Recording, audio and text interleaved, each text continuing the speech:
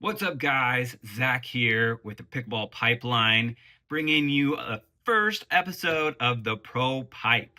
Now, in this, we're bringing all things pro pickleball and the three major tours. Now, the first two tours you need to know about is the PPA and the MLP.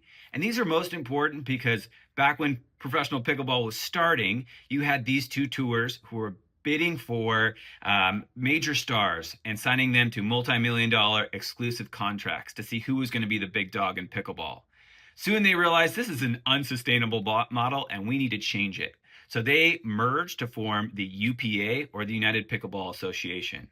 Now, the UPA runs a year-long format where you have some weekends that are PPA events and some weekends that are MLP events.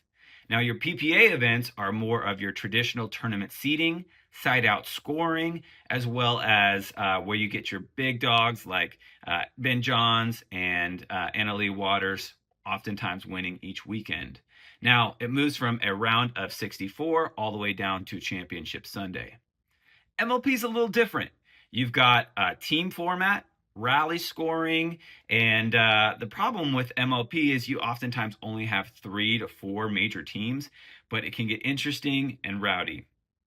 The last tour that you need to know about is the APP, oftentimes called the People's Tour.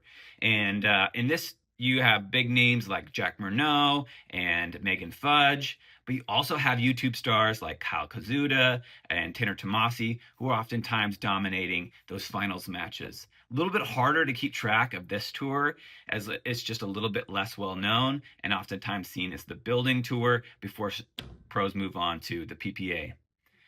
Now, this is the Pro Pipe, and this is the first episode that you need to know before we jump into next week, which is the regulatory bodies.